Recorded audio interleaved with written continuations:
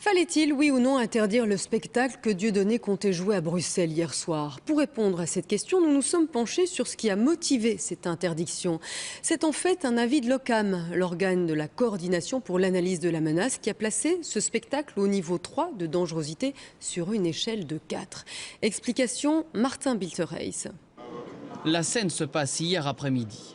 L'avocat de Dieudonné s'étonnait du niveau d'alerte attribué à la venue du polémiste français. Un spectacle caché, annoncé sous la forme d'un défilé de vêtements. Moi, je suis là pour vous livrer la quintessence de cet arrêté. Cet arrêté interdit le défilé vestimentaire car il est qualifié par l'OCAM de degré 3 d'analyse terroriste. Donc un petit peu comme quand les frères Kouachi avaient donc commis leur attentat à Paris. Le bourgmestre de Bruxelles s'était lui-même basé sur l'avis de l'OCAM pour interdire la tenue du spectacle.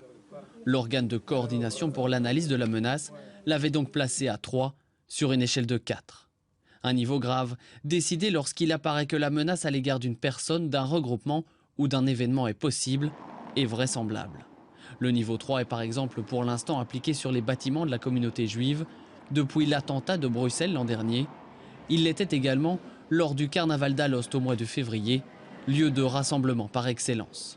Comment expliquer alors un tel niveau d'alerte pour la venue d'une personnalité controversée à laquelle seules quelques dizaines de personnes voulaient assister? L'OCAM refuse de communiquer, mais tient seulement à préciser qu'il existait bien un risque d'incident et de troubles à l'ordre public. Mais sur quels éléments l'organe se base-t-il pour ses évaluations? Principalement sur les données fournies par les services secrets ou encore les polices locales et fédérales. Mais l'OCAM dispose également d'agents propres avec leurs informations. C'est le cas pour l'événement d'hier. Pourtant aujourd'hui, le bourgmestre de Bruxelles glisse que le niveau 3 lui semblait effectivement un peu surévalué. Alors, quelle méthodologie l'OCAM utilise-t-il? Les critères ne sont pas connus. En 2012, une première enquête du comité de contrôle des services de renseignement et de sécurité laissait entendre que la méthodologie manquait de rigueur et de transparence. Selon nos informations, une nouvelle enquête est menée en ce moment par le même comité pour examiner la façon dont l'OCAM détermine ses niveaux. Certains se demandent aujourd'hui s'il ne devrait pas y avoir une grille plus nette, plus précise, transparente et uniformisée, un format standardisé pour éviter d'établir trop facilement un niveau grave sur un événement.